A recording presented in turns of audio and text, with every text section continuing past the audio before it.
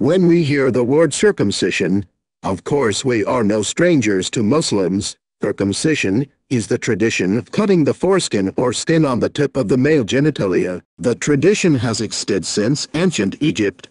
Even this tradition is also carried out by the Pacific, African, and Judaic peoples. In addition, there are also historians who argue that this tradition existed long before entering the ancient Egyptian period, namely by the inhabitants of southern Arabia and Africa. In Islam, it is also told that the history of circumcision has existed since the time Prophet Adam, namely after he repented to Allah because he had violated his prohibition. However, circumcision was more popular during the time of Abraham when the Sharia was implemented by Prophet Ibrahim because at that time many descendants of Prophet Adam had forgotten the Sharia. Because of that, Prophet Ibrahim was ordered to revive the Shariat of circumcision. Circumcision comes from the word khotna, which means to cut or throw away, while in terms of circumcision is opening or cutting the skin cloth at the end that covers the male genitalia, with the aim of being clean from dirt, and clean from uncleanness. The law for male circumcision is based on the sunnah before puberty, which is on the 7th day after birth.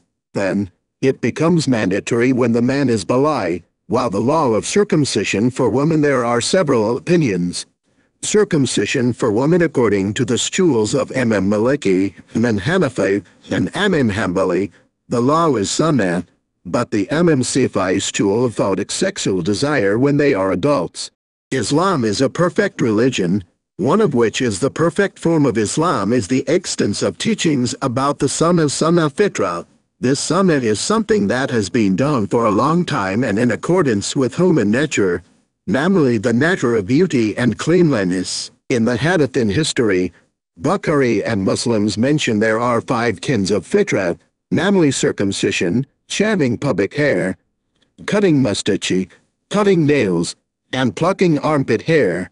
Also according to the word in Al-Baqarah, indeed, those who like repentance like those who purify themselves.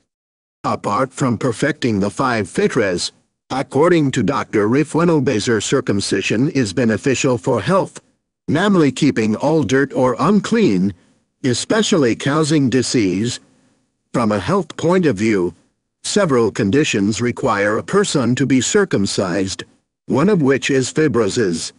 Phimosis is the condition of the foreskin that covers the head of the penis has a small hole, so it will be difficult to pull back and the head of the penis will always be covered by the skin.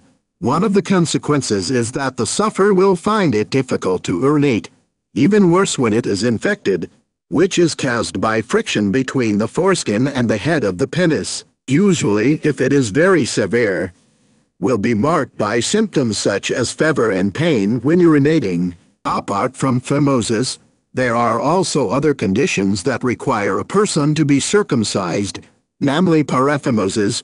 Paraphimosis is a condition in the penis when the foreskin is pulled back and cannot return to its original position. This condition can cause blood flow, narrowed, because the head of the penis is pinched by the skin which is pulled back, which forms a ring. Usually this condition in society is often referred to as circumcision of the jinn.